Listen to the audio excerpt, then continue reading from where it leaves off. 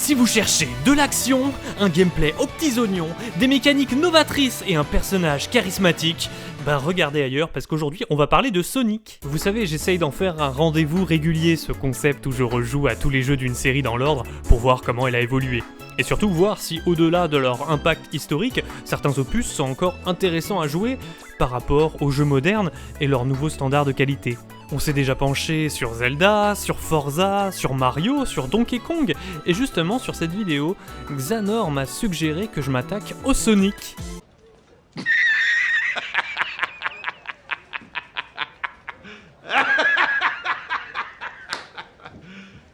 You serious? Disons que je suis pas un gros fan de cette série, au cas où vous l'auriez pas encore remarqué.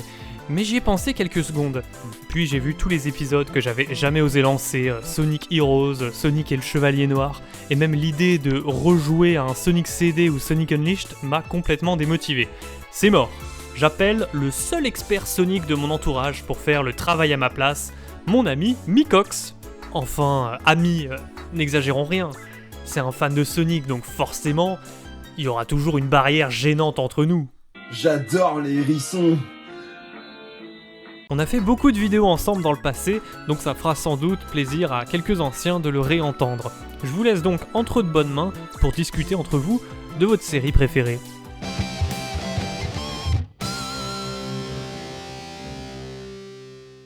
Yo.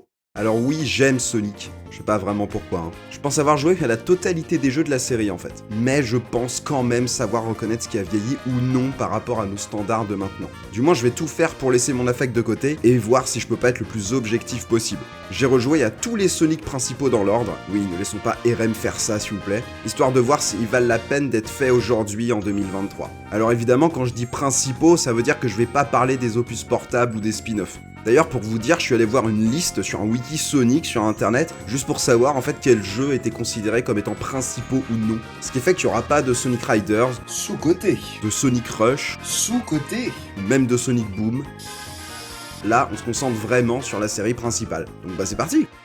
Mais juste avant, remercions quand même notre sponsor du jour qui est... Bon allez, c'est bon, j'ai fait la blague, on y va. Sonic the Hedgehog. Je le dis bien, hein. C'est là où tout a commencé. Même pour moi d'ailleurs, parce que c'est le premier jeu auquel j'ai joué de ma vie. En le remettant dans son contexte, c'était une dinguerie. Un jeu beau, genre très beau, accessible et fun instantanément. Les environnements sont variés, certains se permettent même des gimmicks particuliers, comme la Labyrinth Zone et l'eau très chiante. La Spring Yard Zone, qui se rapproche du pachinko avec ses rebonds de partout. Ou encore les Special Stages, qui se jouent complètement différemment au global lors du jeu. En fait, pour comprendre pourquoi c'était une masterclass à l'époque, faut se dire qu'en face, il y avait quasiment pas d'expérience pareille. Sonic est un jeu facile à jouer, mais difficile à maîtriser. Où plus on y joue, plus on s'améliore. Où plus on connaît les niveaux, plus on prend du plaisir à les parcourir. C'est pour ça que les critiques qui lui reprochent son rythme posé alors que le personnage est rapide, elles ont pas vraiment de sens pour moi. Le jeu n'est pas fait pour être bourré à son premier essai, surtout qu'il y a la quête des émeraudes pour avoir le 100%. En fait, dans sa philosophie, Sonic, c'est un jeu arcade, mais sur console.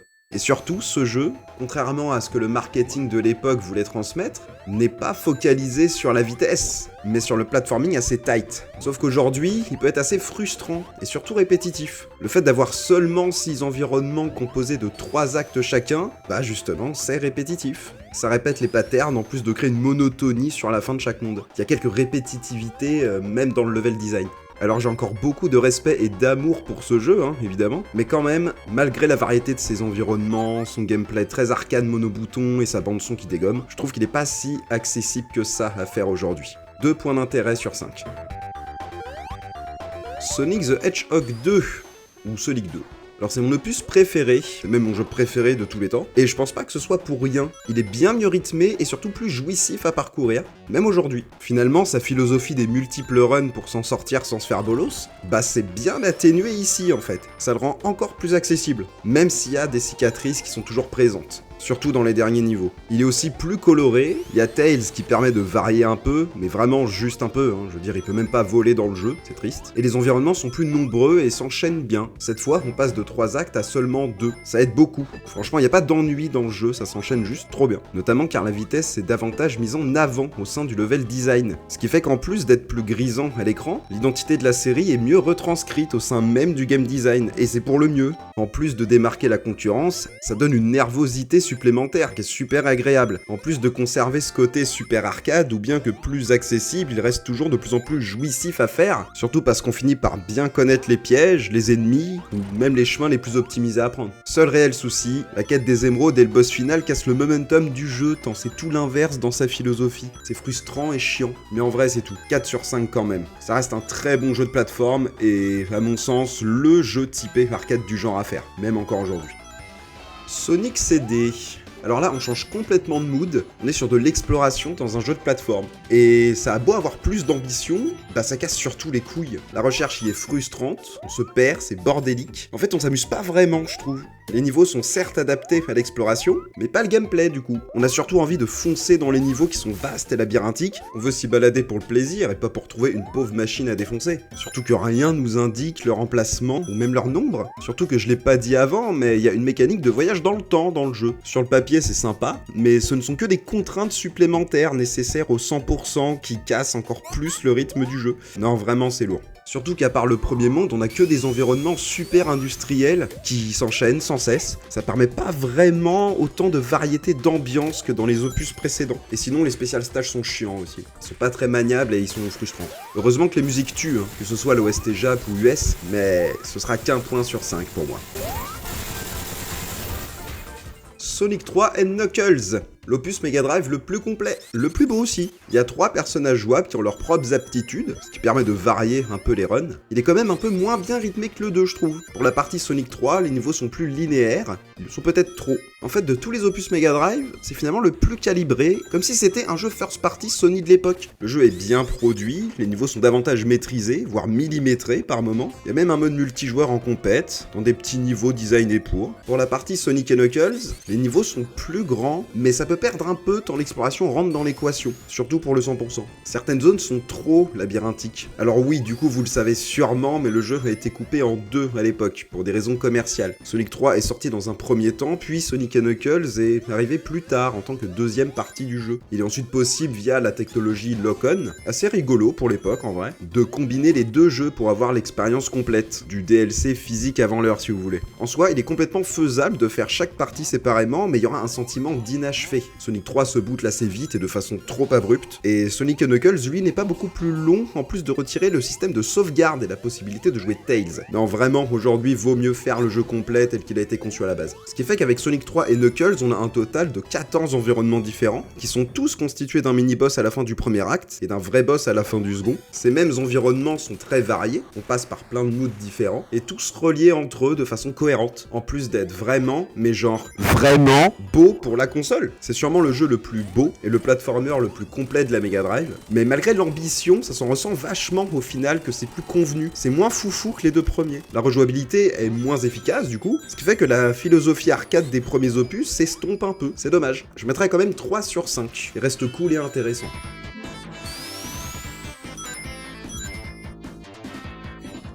Sonic Adventure. Ah, le premier Sonic en 3D. C'est cool, hein? Bah ça dépend. Le gameplay de Sonic est fun, ça peut être cool de refaire les niveaux, mais soyons sérieux, c'est complètement cassé. Le fait d'avoir des hubs en monde ouvert, c'est rigolo à la découverte, ça fait ambitieux, mais du coup le rythme est dégueulasse. C'est juste pour ajouter de la durée de vie. Sinon il y a d'autres persos, chacun a son POV sur l'histoire globale du jeu. Une bonne idée je trouve, perso. On a Tails, qui se joue comme Sonic, c'est cool à faire. On a Knuckles qui a un bon concept avec les recherches d'émeraudes, mais c'est brouillon. On a Amy, là par contre c'est chiant, c'est Sonic sans la nervosité, avec un level design qui est pas du tout adapté pour. Sinon on a E102, c'est du shoot, mais c'est méga basique. Et pour finir on a Big, et Big bah c'est Big, c'est de la merde. En vrai, si on exclut la petite claque visuelle pour l'époque, bah le jeu est broken quoi. Faites les niveaux de Sonic, les niveaux de Tails, et barrez-vous. Bon, écoutez quand même l'OST avant et des gommes, 1 sur 5.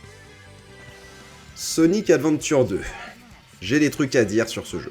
Je pense que c'est mon opus préféré juste derrière Sonic 2 Mega Drive. Donc je vais faire en sorte de sortir de mon ressenti personnel. Déjà c'est important, à mon sens il est supérieur en tout point au précédent. Il est mieux rythmé, il a un meilleur level design général, il a une histoire moins déconstruite, et toujours répartie en scénarii. Cette fois-ci il y en a 2, il y a les gentils puis les méchants. Il a une nervosité plus jouissive, des phases de gameplay moins variées mais d'autant mieux rythmées. C'est un peu ce qu'aurait dû être le premier opus en son temps, un jeu d'action fun et nerveux. Les phases de tir, avec Tails et Eggman, Pac-Man et de recherche, avec Knuckles et Rouge, sont encore là. Mais je trouve qu'elles sont plus intenses, ce qui permet de mieux les digérer. Les phases d'action plateforme avec Sonic et Shadow, franchement, elles sont quasiment irréprochables. Il y a quelques légers soucis de caméra et de physique, d'accord, mais on est vraiment pas loin du perfect. Les compléments ont le mérite d'être là. Il y a quelques mini-jeux, un boss rush, les phases façon Tamagotchi avec les Chao, qui est carrément un jeu dans le jeu. Les hubs semi-ouverts ont disparu, donc on gagne en rythme ce qu'on perd en exploration. Moi, ça me va. L'OST est démoniaque. C'est la meilleure de la série, en plus d'être ultra variée.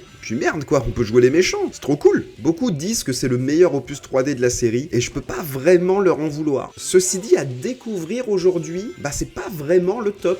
Le jeu dans son ensemble a vieilli quoi. On a fait bien plus calibré depuis. Genre le gameplay est cool, mais il est bien cassé par moments. Il suffit de voir des speedruns du jeu, ou juste d'y jouer un minimum sans faire ce que le jeu exige de toi en fait. C'est très facile de le faire partir en couille. Je pourrais pas vraiment vous le recommander. Je mettrais quand même 3 sur 5. Ça reste le plus intéressant dans son style.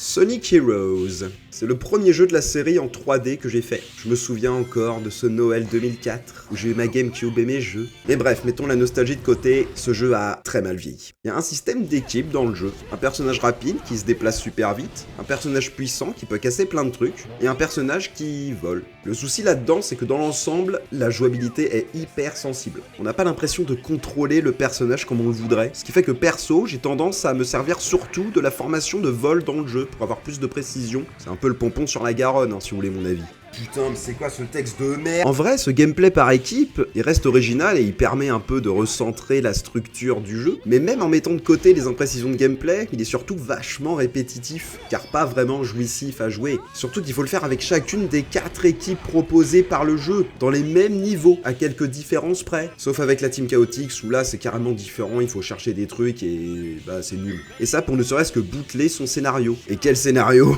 On repart carrément en arrière par rapport au Sonic Adventure.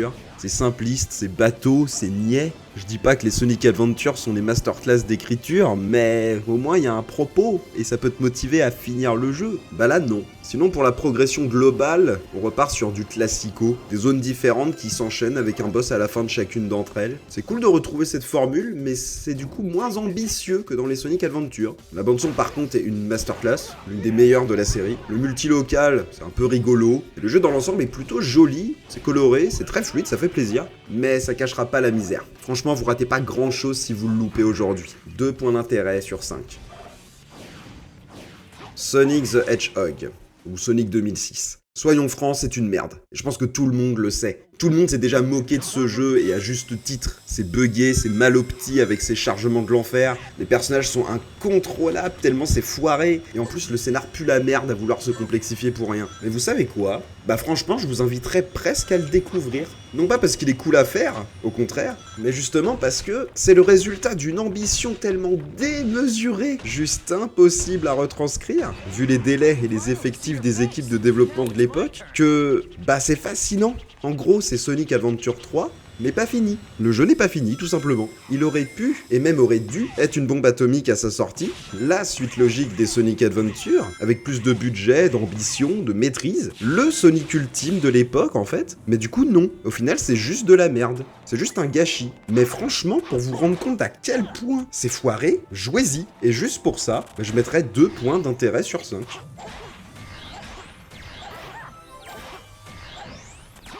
Sonic and the Secret Rings. Le premier Sonic sur Wii, donc forcément on mise sur les capacités de la Wiimote, c'est-à-dire sur pas grand chose. En quasi full motion gaming, c'est chiant à contrôler, genre très chiant. Ça répond pas toujours très bien, il y a une latence générale. Surtout que le concept s'essouffle assez vite. Il y a certes un système d'aptitude et tout, enfin voilà, c'est original dans un Sonic, mais en vrai c'est chiant. Alors certes, il y a l'univers des Mille et une nuits, c'est intéressant, l'OST tabasse, on reste sur un Sonic. J'en parle pas forcément de manière très précise, mais d'une manière générale, dites-vous que les jeux Sonic ont toujours des musiques de baiser. Du moins presque toujours. Que les jeux soient bons ou pas, la musique sera toujours là, quoi. Même si les mini-jeux sont rigolos, et même si c'est mieux fini que Sonic 2006, c'est très loin d'être nécessaire à faire aujourd'hui. 2 points d'intérêt sur 5. Sonic Unleashed. Le premier gros jeu Sonic depuis 2006, autant dire qu'il y avait de quoi bien bader à son annonce et encore plus à sa sortie. Mais cette fois-ci, le jeu est fini. On sent que c'est un gros jeu de l'époque, bien polish. Alors disons-le tout de suite, les phases de nuit façon beat'em all sont pas une claque. Vraiment pas. Mais en y rejouant aujourd'hui, je me rends compte que c'est pas non plus une cata comme on pouvait l'entendre un peu partout à l'époque. Il y a de la plateforme assez cool à faire, les contrôles répondent bien. Dommage que les combats soient répétitifs. En fait, c'est surtout trop long. Surtout si on compare aux phases de jour dans le pur Sonic style, qui elles sont magnifiques. La nouvelle Formule Boost renouvelle carrément le gameplay et fait passer Sonic d'un jeu de plateforme avec de la vitesse à un jeu de parcours arcade, où le but n'est pas d'avancer sans mourir, mais de connaître les niveaux par cœur pour faire des runs de baiser une fois qu'on a bien tout assimilé. Et oui, c'est jouissif quand on maîtrise ses phases. C'est rapide, c'est nerveux, ça pète de partout, c'est beau, bordel, le jeu à 15 ans, il tabasse encore des culs, ça me tue. Mais tout ça a un prix. 30 FPS maximum, et j'ai bien dit maximum. Heureusement, on peut y jouer en full 60 FPS si on a une série X ou une série S grâce au FPS Boost, histoire d'en profiter pleinement et de se rendre compte qu'on a là les meilleurs niveaux de Sonic depuis Sonic 2. Je déconne même pas, hein. C'est juste top. Mais faire le jeu dans son ensemble, ça peut rebuter. Les phases de nuit prennent trop de place et se paumer dans les hubs semi-ouverts, bah ça casse les couilles. C'est trop inégal. Ceci dit, je lui mettrais quand même 3 points d'intérêt sur 5. Ou 2 sur 5 si vous y jouez dans sa version d'époque. Sonic est le Chevalier Noir. En quelque sorte la suite de Secret Rings, avec cette fois-ci un combo Wiimote Nunchuk pour les contrôles. On pourrait se dire que c'est plus jouable au premier abord, et c'est plus ou moins le cas, mais le gameplay est saboté par le gimmick de cet épisode. L'épée. Alors donner des coups d'épée c'était cool dans Zelda avec le rythme adapté à ce type d'expérience, mais dans une série comme Sonic où le momentum bien maîtrisé est censé nous récompenser par la vitesse et la fluidité de l'action, bah ça marche plus du tout avec cette config. C'est juste chiant à jouer, rien de plus. Il y a toujours un univers sympa, cette fois-ci inspiré du roi Arthur, et une mise en scène stylée, mais clairement ça suffit pas, surtout en 2023, 1 sur 5. Sonic Colors. Une autre exclue oui. Enfin, avant qu'il ressorte remasterisé en 2021. Et c'est de très loin la meilleure. Il reprend la formule boost des phases de jour d'Unleashed, sans apporter un autre gameplay qui pollue à côté. Et clairement, c'est pour la bonne cause. Le gameplay est bon, il est toujours aussi rapide et nerveux, mais cette fois-ci, c'est surtout le level design qui fera pas forcément sensation. Il y a de très bons niveaux, mais dans l'ensemble, ils sont un peu bateaux, et ils reposent trop sur du platforming, qui est pas vraiment adapté à ce gameplay, qui repose surtout sur le lâcher-prise, sur l'improvisation. Mais attention, hein, il est fun à jouer dans l'ensemble. En plus d'être très bien mis en scène, d'être varié, d'être original dans ses environnements et d'être joli pour de la Wii. Dommage qu'il soit limité à 30 FPS lui aussi. Préférez peut-être la version remasterisée car un framerate plus élevé. Je mettrais 3 sur 5 aujourd'hui. Sonic 4. Même si c'est pas considéré comme canonique, ou du moins Sega font tout pour qu'on oublie le fait que fut un temps c'était le cas, je vais faire un petit aparté dessus quand même. C'était le revival de Sonic en 2D à l'époque, le grand retour aux sources de la licence. Même si entre temps on a eu les Sonic Advance et les Sonic Rush en 2D qui étaient très cool, mais vu que c'est sur console portable, je suppose que ça compte pas. Bref, bah c'est de la merde. La physique est dégueulasse, les musiques bourdonnent dans les oreilles, la DA n'a aucun caractère et la plupart des niveaux se contentent de te faire avancer tout droit avec des assets déjà connus des anciens jeux. Ils ont même rendu le jeu épisodique, histoire d'achever un peu le bousin. L'épisode 2 est un tout petit peu plus intéressant que le premier, mais non, c'est de la merde. 0 sur 5, vraiment. Sonic Generations. Même si les canons, c'est pas vraiment une nouvelle aventure, même s'il y a un nouveau scénario, mais c'est plus une célébration de la franchise sur ses 20 premières années d'existence. Il y a 2 gameplays. Le gameplay classique, inspiré des épisodes Mega Drive, et le gameplay moderne, directement repris de Sonic Unleashed et Sonic Colors, donc la formule Boost. Le tout est retransposé dans quelques environnements tirés des différents jeux canoniques de la licence. On mentionne rapidement la version 3DS du jeu qui a eu quelques niveaux différents, dont certains tirés de spin-off comme Sonic Rush de la DS. Et alors ça vaut quoi ? Bah c'est top, les 2 gameplays sont bons, avec leurs propres spécificités, les niveaux sont intéressants dans l'ensemble, en plus d'être variés, le fanservice fonctionne bien, et permet aux nouveaux joueurs de découvrir véritablement la licence dans son ensemble. L'OST est masterclass, avec tout plein de remixes quali et variés de partout. Franchement c'est un super moyen pour découvrir la licence. C'est juste dommage que le jeu soit si court et que les défis plus ou moins annexes soient pas toujours hyper intéressants. Ça peut être répétitif par moments, mais en vrai je lui mets 4 sur 5. C'est une très bonne pioche, même encore aujourd'hui. En plus, on peut y jouer en 60 FPS sur Series et PC. Donc go.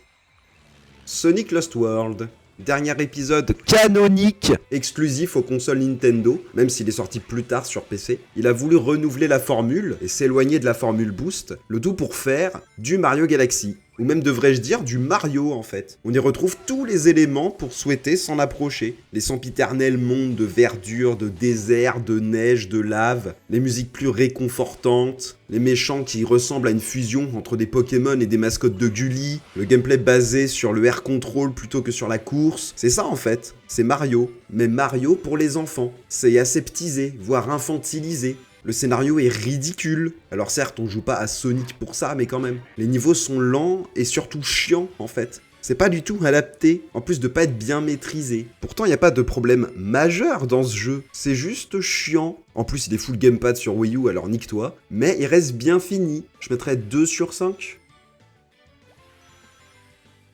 Allez, Sonic Mania. Le vrai Sonic 4, point d'interrogation ? En tout cas, il s'en approche grandement. Moteur graphique qui est quasi identique au jeu Mega Drive. C'est pareil pour le moteur physique d'ailleurs. Le retour de Tails et Knuckles en perso jouable aux côtés de Sonic. Le retour des designs rétro des années 90. Le tout avec de tout nouveaux environnements très inspirés et de nouvelles musiques qui déboîtent tout. Et c'est normal. C'est une team de créateurs de fan-made qu'on fait ce jeu sous l'accord de Sega. Et ça se voit, c'est hyper quali. C'est quasiment parfait en fait. Je dirais même que c'est le meilleur moyen pour découvrir Sonic en rétro aujourd'hui. Des niveaux dans lesquels on fonce comme un bourrin, dans des labyrinthes, dans lesquels on sait jamais où on va, mais des niveaux dans lesquels on se sent jamais perdu. Le tout bien ponctué de phases de plateforme qui sont maîtrisées, ou ce sont celles-ci qui te permettent de garder ta vitesse, et donc de rythmer au mieux ton momentum. C'est presque le Sonic parfait. Presque, car la majorité des environnements sont d'anciens mondes, remixés pour l'occasion. Ça reste de nouvelles productions côté level design, mais j'aurais préféré du 100% original. Sinon, il y a une extension qui s'appelle Plus, où les niveaux sont un peu modifiés dans un autre mode, et qui ajoute aussi 2 nouveaux persos. Bon, ça apporte pas grand chose, quoi. J'aurais préféré avoir juste des nouvelles zones à parcourir en DLC, quoi. Mais en vrai, je chipote. Ça reste une tuerie. Jouez-y si c'est pas déjà fait. 5 sur 5. Sonic Forces. 2 jeux Sonic la même année ? Sérieux ? Bah ouais, mais cette fois, c'est la Sonic Team directement qui s'en est chargée. C'est le gros Sonic de cette période. Et c'est ça le plus marrant. Le jeu a eu un plus gros budget, de plus gros effectifs, de meilleures technologies pour être réalisé, et c'est moins bien que Sonic Mania. Dans l'ensemble, c'est même pas ouf du tout. Le jeu possède 3 gameplays. Le gameplay moderne, en formule boost, le gameplay rétro, tiré de Generations, et le gameplay de notre avatar, qui se rapproche du moderne en gros. Car oui, dans Sonic Forces, on doit créer un avatar qui sera directement lié à l'histoire. Sacrément edgy pour rien d'ailleurs, avec son méchant trop dark et ses paysages détruits et tout terne. On dirait les émeutes qu'on a eues en France récemment, hein. Mais bref, cet avatar n'a rien à foutre là, même si c'est rigolo de le fringuer comme une chiasse, hein. Son gameplay est pas dingue et on préférerait se contenter des Sonic. Enfin non, même pas en fait. Même le Sonic rétro, il fait tâche là-dedans. Déjà d'une parce qu'il a rien à foutre là non plus. On n'est pas sur un jeu commémoratif, hein, mais bien sur une nouvelle aventure inédite. Et ensuite de 2 parce qu'on a eu Sonic Mania plus tôt dans l'année, qui perfectionne complètement la formule 2D rétro. Surtout que ces niveaux sont généralement mal foutus. Après c'est pas vraiment mieux pour les autres gameplays, hein. On fonce comme un connard sans prêter attention à ce qu'on fait comme input, et on regarde les décors défiler à toute vitesse. Ça dure 1 minute par stage en moyenne. Il y en a 30 à peu près dans le jeu. Tu le torches en une après-midi si tu bourres pas trop, surtout que les boss sont pas passionnants, les musiques sont assez osef dans l'ensemble, il reste quelques musiques stylées quand même, les objectifs annexes sont chiants. C'est ouf, c'est une poussière le bordel. Y a rien de mémorable, y a rien d'ambitieux, y a rien d'original. Bah y a rien du tout du coup. C'est même pas comme si le jeu était nul à chier comme Sonic 2006, non. C'est encore pire que ça. Il est fade. Alors ils auront beau nous rajouter Super Sonic et Shadow de jouable par la suite, ça changera rien. Sonic Forces, t'y joues comme tu bouffes un kebab en sortant de bar. Sur le coup ça fait du bien, mais en vrai il s'est rien passé et t'as juste perdu de la thune. Franchement, n'y touchez pas, ça sert à rien. 1 sur 5. Sonic Frontiers, bon, le dernier opus 3D sorti à ce jour, et qui tente une formule plus ouverte. Alors autant ça me gave d'entendre partout qu'un jeu est inspiré de Breath of the Wild dès qu'un perso se balade dans une plaine verte, autant là, bah, c'est très clairement le cas. Ce jeu n'existerait pas sans Breath of the Wild. Mais pour le coup, je trouve que la formule s'adapte bien au style de Sonic. C'est jouissif de contrôler le personnage dans ses grands environnements, et le rythme global y est bon. Il y a aussi des phases de jeu plus traditionnelles, hein, dans le pur style action-plateforme, pour varier un peu les situations. Ça marche avec la formule Boost aussi. Mais clairement, c'est pas le plus intéressant, à mon sens. Sonic Frontiers brille par son audace, à vouloir adapter la sauce open world à la licence. Car, bah ça marche bien en fait. Alors oui, le jeu manque de polish, Le jeu n'est pas magnifique, mais reste cool à regarder. C'est surtout le popping qui, selon moi, pose le plus gros problème du jeu. C'est dommage d'avoir ça, vu le style. Mais sinon, les déplacements sont bons, le level design est bon, il est bien adapté aux capacités du personnage, même si parfois c'est un peu brouillon. Les combats sont plus intéressants qu'avant, avec son système d'aptitude et de différents combos, même si c'est un peu brouillon. Le parcours y est jouissif, le scénario repart sur quelque chose de plus sérieux, même si des fois c'est un peu forcé quand même. Et même s'il y a un système d'upgrade qui, je trouve, n'a pas vraiment de sens dans un jeu d'action pareil, bah je vais le dire, je pense qu'il vaut 5 sur 5 en intérêt. Alors pourquoi ? Tout simplement parce que ça fonctionne bien. C'est une excellente base pour la suite. Le jeu te laisse expérimenter avec sa physique et son gameplay. L'exploration y est récompensée.